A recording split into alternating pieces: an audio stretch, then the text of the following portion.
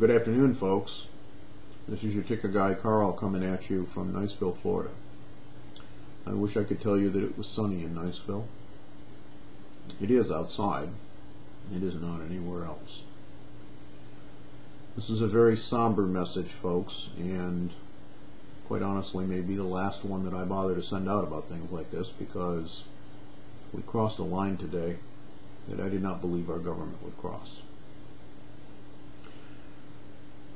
Last week, Ben Bernanke and Hank Paulson put their foot down, allegedly, and said no bailout for Lehman Brothers. It was a wise decision. In less than 48 hours, they changed their mind. In fact, Lehman got a backdoor bailout. A huge line of operating credit extended by the New York Federal Reserve through J.P. Morgan, undisclosed, to clear their trades, instead of letting it blow up, as they could have done. The first of those lines of credit was paid back. The second one was issued, and as far as I can tell, that one has not yet been repaid. It may never be repaid. AIG was bailed out last night with catastrophic consequences.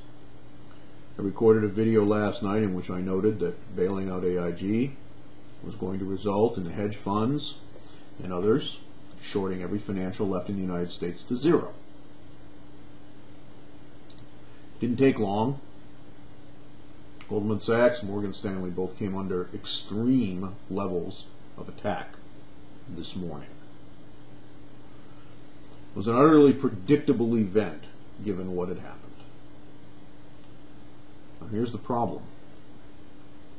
When the Federal Reserve promised to make a huge bridge loan to AIG, they apparently went and looked at their balance sheet and found out that they have a little problem. They don't have the money.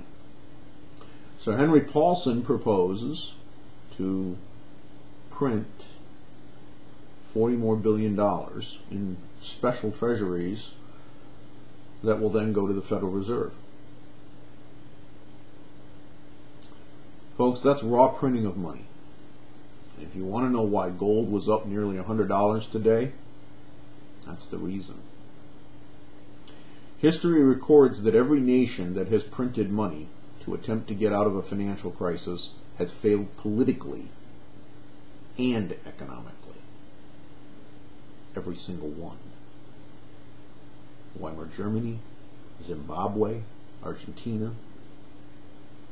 If you're not a buff of history, you ought to go read up on those things, because that may be coming here to America unless we stop it. For over a year, I have been sending tickers, petitions, letters to Congress, Hank Paulson, to anyone who will listen. But the one line I did not believe the Treasury would cross is the one that history says always destroys your nation and your government. They crossed it today. Now, it may be a one-time deal, and I'm sure that you will have plenty of people tell you that it won't happen again. That's what they said after Bear Stearns. These funds and these speculators will short each of these financials until their ratings are downgraded. And as soon as they are, they will cash in their chips. These firms will be forced into a liquidity crisis just like AIG was. They will come with their hat in their hand to the federal government. Geithner, Bernanke, and Paulson will once again bend over.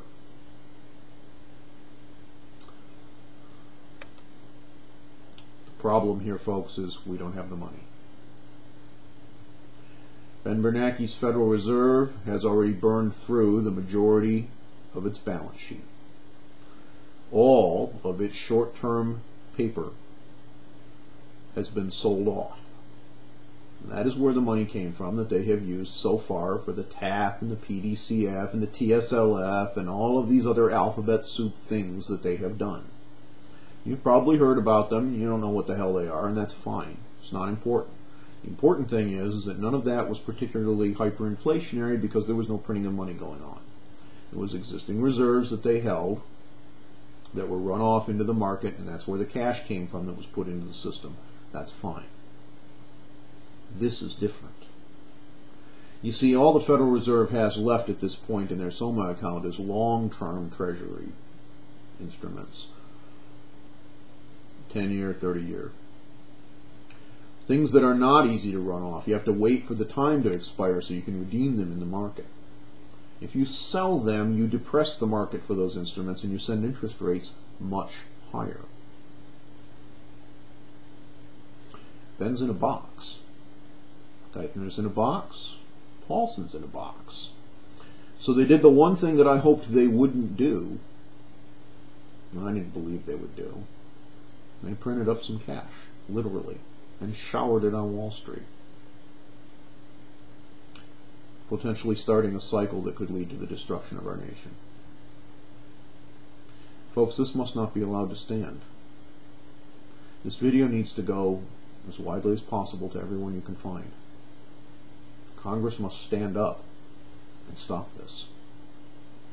Congress, under our Constitution, is the only instrumentality of our government that is legally empowered to regulate our monetary supply.